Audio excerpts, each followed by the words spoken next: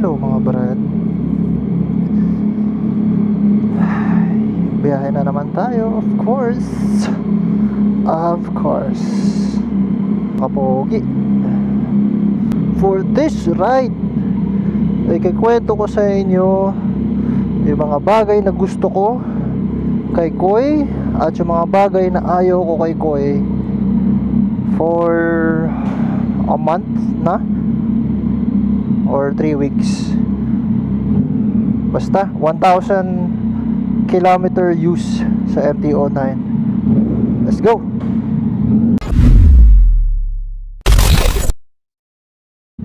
Ay, naabutan pa ng stop, look and listen. Morning mga brad. Kalahati na lang yung ating gas. Saan na tayo mag-gas? Sa Petron Marilao. Ang kagandaan dito mga brad, mamomonitor mo yung fuel consumption mo. 14 liters to, diba? So alam mo if ilan na laman ng tangke mo.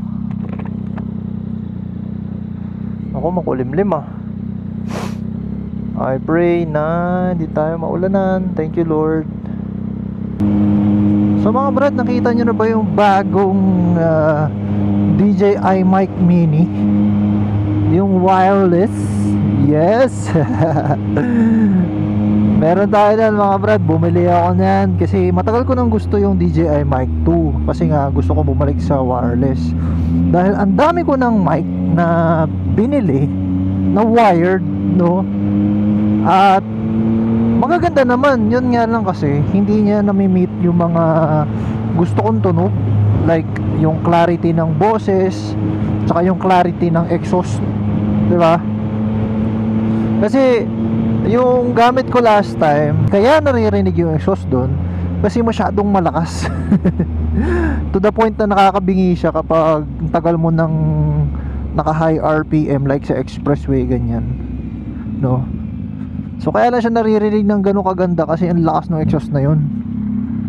Ito kasi si Koy, saktuhan lang naman yung lakas nung exhaust niya, no? Pero hindi siya nakukuha sa mga vlogging mic, no? Motovlogging mic. Gamit ko na siya ngayon. O yan o, nakikita nyo may transmitter. Welcome to Skyway. Alright, dating gawe. Since nandito na tayo sa expressway, uumpisahan na natin ang ating expressway serye number 6. At gaya ng sabi ko sa inyo sa last vlog, no, pag-usapan natin mga brother kong tunay ang mga bagay na gusto ko at ayaw ko na napansin ko sa MT-09 sa aking first 1,000 kilometers na mileage. Let's go! At dahil dyan, uunahin natin yung mga hindi magagandang bagay or hindi ko gusto sa MT-09. Unahin natin yung makina. Yes, it's an 890cc cubic centimeter machine. So ni-round off, ginawang 900cc MT-09, no, mga brad. At 117.4 horsepower. Unahin na natin mga brad ang pinaka ayaw ko sa kanya, which is nakakapagod lalo na sa long ride, is yung jerking, no? Dahil nga malakas yung makina niya, nagje-jerk siya, gumaganong-ganon, no? Pag nasa traffic or kapag riding ka, pag bigla mong ni-rev, yun o, nagje-jerk ako kasi malakas kasi siya talaga. Not unlike sa 4-cylinder, kapag piniga mo siya, hindi mo agad-agad mararamdaman yung jerking, no? Kasi very smooth yung power delivery niya. Siguro malaking bagay dun yung 3-cylinder. Dahil siguro 3-cylinder kaya ganun. Master of torque to kaya siguro ganun na lang yung performance niya, no? Imagine nyo na lang ako pag nasa traffic, tapos ganun ako ng ganun. So magmumukha kang newbie pag ganun, di ba? Hindi pa naka ano yun ha, mga brad, hindi pa yun naka max settings. Naka mode 2 pa lang, meron pang mode 1. So kahit na anong power mode niya, meron talagang ganun, which is I don't like, no? Although hindi naman siya ganun kalala, pero meron eh, mararamdaman mo meron talaga. Pangalawa na ayaw ko sa kanya is, nabanggit ko na to nung last vlog natin, no? Yung introduction ko kay Koi. Yes, Koi nga pala yung pangalan niya, mga brad. Koi is the Japanese word of favor. So, pangalawang ayaw ko sa kanya, mga brad, is yung tunog ng makina kapag cold start. Parang may kumakalansing. Oh, legit. Parang tak tak tak tak tak. Gumaganon siya. Paano ulit? Tsaka tsaka tsaka tsaka. Parang may kumakalansing sa makina, which is normal daw, sabi ng mga MT-09 users.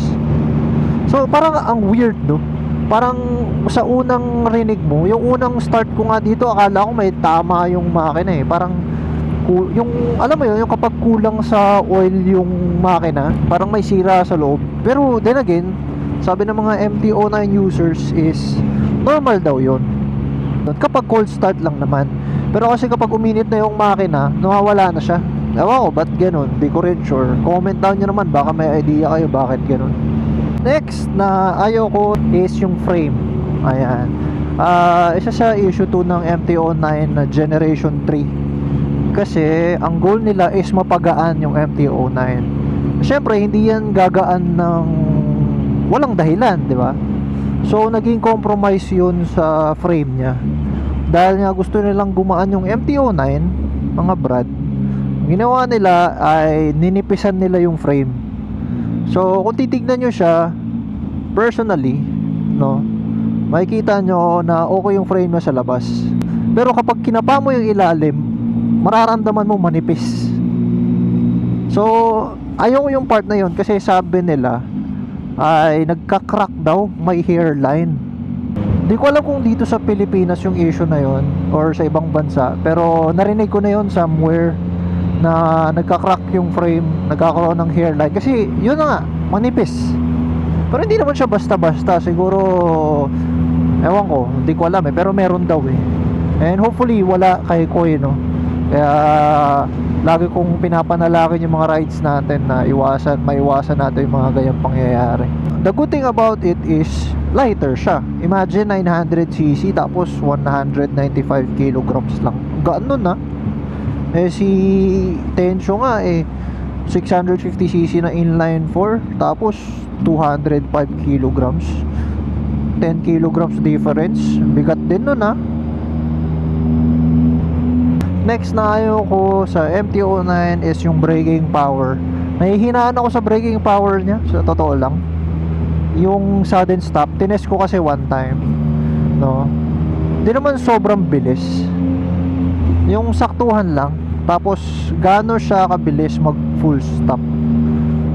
Medyo nahihinaan ako, siguro dahil mas malakas na siya. Pero hindi rin eh, kasi nakagamit na rin ako ng mga 1000cc na bikes eh. So syempre nadi-differentiate mo siya.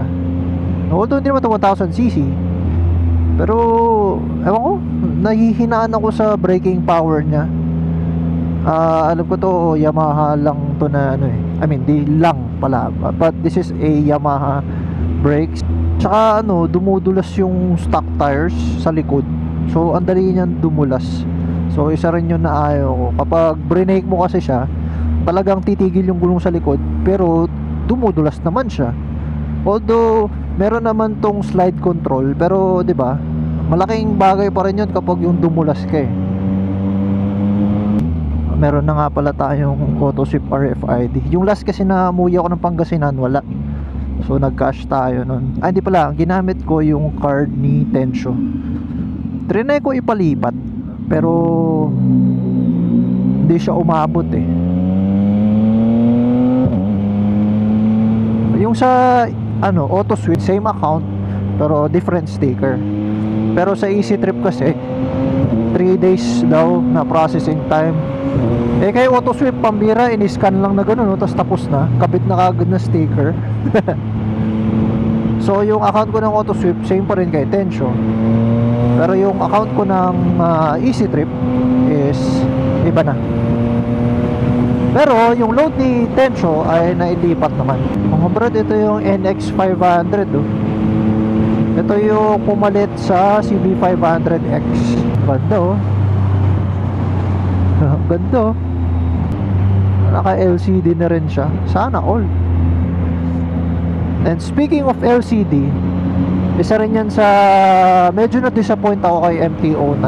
Kasi nakikita nyo ang liit nung panel, no? Although hindi naman siya to the point na nahihirapan akong tignan yung mga bagay-bagay sa panel, no? Lahat naman ng information na kailangan ko nakikita ako dyan. Sanay kasi ako sa CB at sa Fireblade na ang lalaki ng mga screen. Tapos paglipat ko dito, maliit. So nanibago ako doon at first. Pero ang importante naman doon, kasi hindi ka naman titingin dyan all the time eh. Ang importante lang dyan is makita mo yung mga information na kailangan mo, like yung engine temperature, yung odometer, yung tachometer na digital, mga riding modes, ganyan. Basta lahat ng information kailangan mo, makikita mo naman siya. Yun nga lang, maliit, no? Pero alam ko sa Generation 4 na improve nila yun eh. Gasolina na tayo dito kasi hindi ko pa kabisado yung fuel gauge ni Koy. Although meron naman dito 7.7 liters nakalagay yung na-consume natin, no? Kaso kasi isa rin sa ayaw ko dito yung fuel bars, kasi isang malaking bar siya. Tapos pag nabawasan yun, naalis yun, kalahati na agad. So total of 4 bars lang siya. Isang malaking bar and then 3 na maliliit.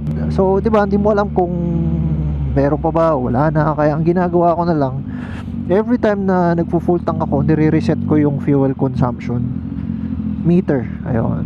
Para alam ko if ilan na yung na-consume ko, ilan na lang yung natitira. Ayan yung sinasabi ko sa inyo kanina, may nagje-jerk. Hindi naman siya masyado malala, pero nakakapagod to in the long run eh. Singit ko lang din, no, mga brad. Isa sa ayaw ko na nabanggit ko na rin naman dun sa last vlog natin is yung vibration sa paa. Kung si Tensho ang vibration niya sa kamay, ito naman si Koy, vibration niya sa paa, which is for me mas okay kasi at least 'di ba, kapag sa paa hindi ka, alam mo yun, hindi siya ganun ka big deal sa long ride. Parang ano eh, parang ginaganon-ganon yung paa mo na hindi naman siya nakakakiliti. Yung okay lang, ganung feeling lang.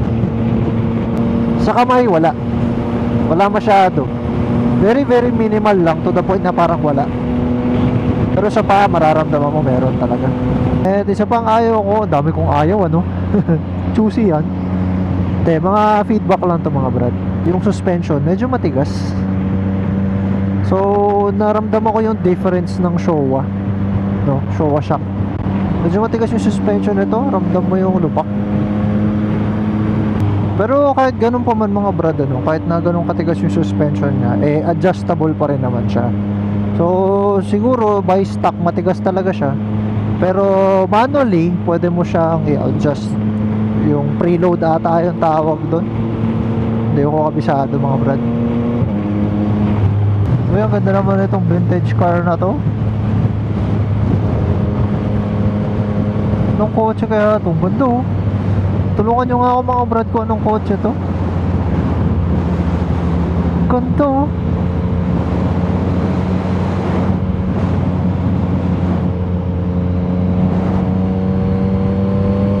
Alam niyo, mga brad, dito lang ako nagmo-mode 1. Kasi para kapag kinailangan mo ng, alam mo yun, yung extra punch na acceleration, kunwari overtake ka sa bus or may alanganin mag-drive tapos gusto mo lang pasan, pag nag-mode 1 ka kasi, doon mo siya magagamit.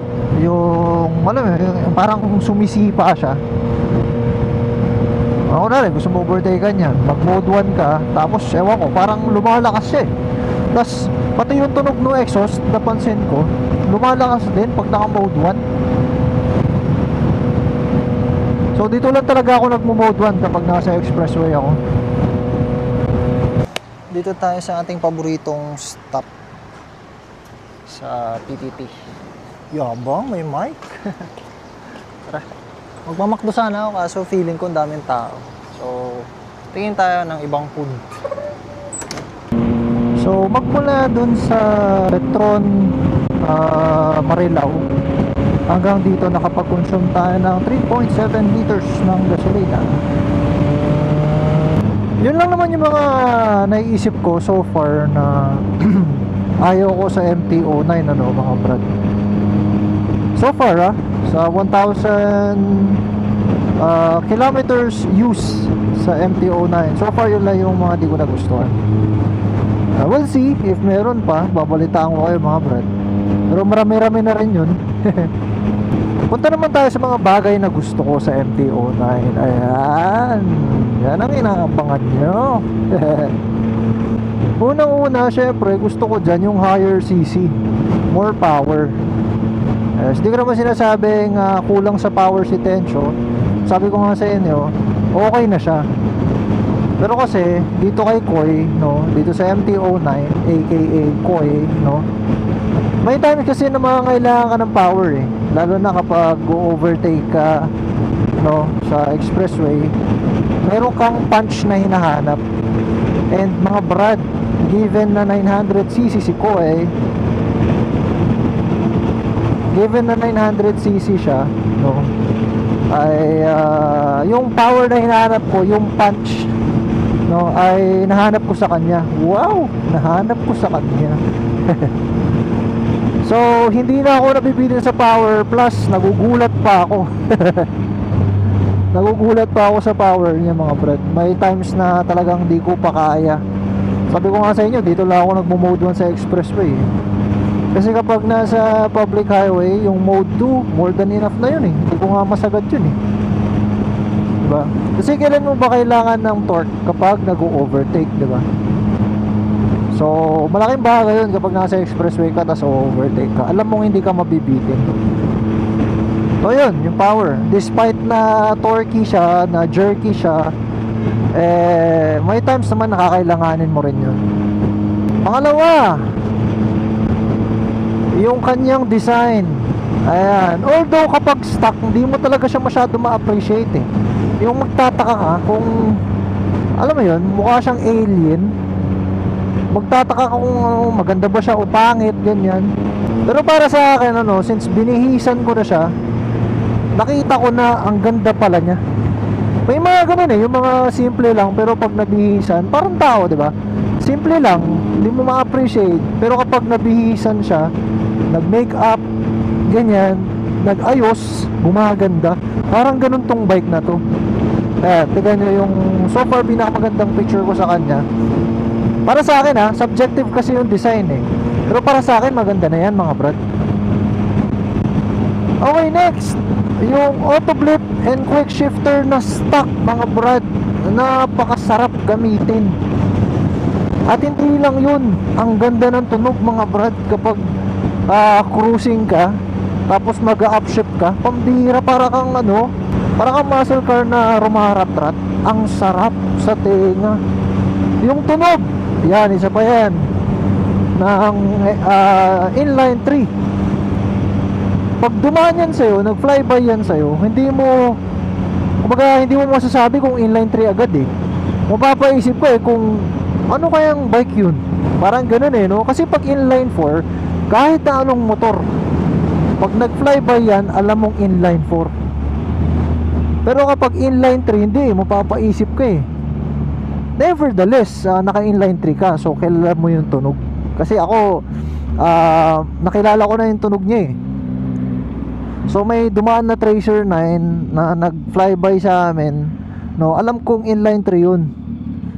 Kasi yun nga, yung tunog, kilala ko na. Kanina mga brad, sinabi ko sa inyo na ayaw ko yung size ng panel niya. But at the same time, gusto ko siya in a way na colored TFT na siya. Plus, mas maraming information na nangyayari sa loob. Siyempre, kasama na dyan yung mga technology. Yung 6-axis IMU, yung traction control, slide control, lift control, or yung wheelie control. Kasi mga brad, sobrang lakas ng torque nito, nagwi-wheelie siya. Trinay ko once, no, dun sa ginagawan daan sa amin. Trinay ko lang for the sake of trying, no. In-off ko yung lift control, in-off ko yung traction control, tapos naka mode 1. Pambihira, piniga ako mga brad, nagulat ako, umangat agad. Unang piga, angat agad eh. So natakot ako, kaya hindi ko na inulit kasi delikado yun. Well, trinay ko lang naman, and sinigurado ko na walang nasa paligid. So yun, lift control, traction control, slide control, quick shifter auto blip, ABS, syempre. Pangalawa na sa technology, no, yung mga fuel consumption, yan, meron yan dyan.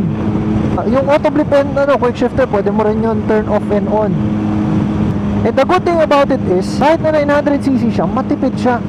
Kasi yung last na biyahe ko, yung unang biyahe ko mula Taguig hanggang Pangasinan, ang na-consume ko is 21 kilometers per liter. Imagine 21 kilometers per liter sa isang 900cc na motor.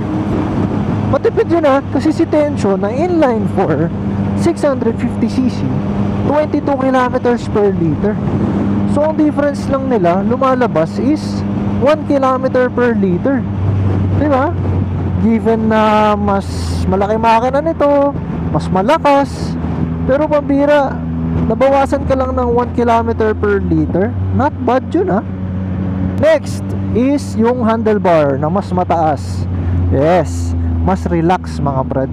Sa long ride, mas kalmado ako sa mas mataas na handlebar. First ride, naramdaman ko na okay yung handlebars niya. Hindi ako sub-sub, alam niyo yun.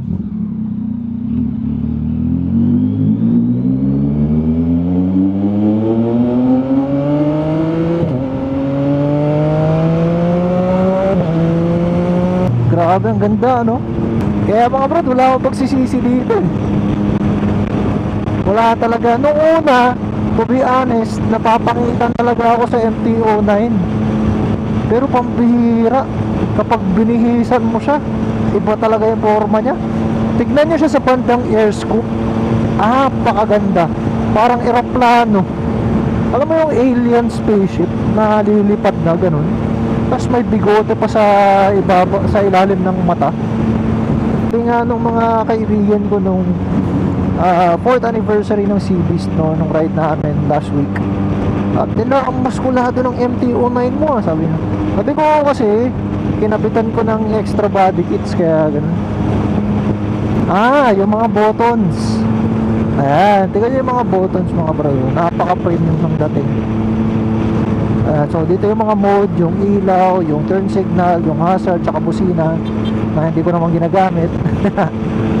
Kasi hindi siya naririnig eh. And nandito naman sa kanan yung kill switch, tapos yung menu na button or roll on, na ba tawag dyan, roller, hindi ko alam kung ang tawag dyan. So napaka premium ng bike na to. Kung i-compare mo siya sa competitor niya, which is yung Z9 na SE, maraming differences. Although maganda yun kasi naka-all-lens siya, harap at likod.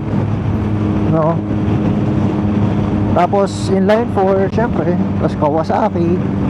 Pero ito, although hindi siya naka-all-lens, but bumawi naman siya sa mga specs like yung quick shifter, auto blip, lift control, yung technology ba. Tapos mas magaan siya. Pinagpilian ko rin yung dalawa, yung Z900 SE tsaka ito.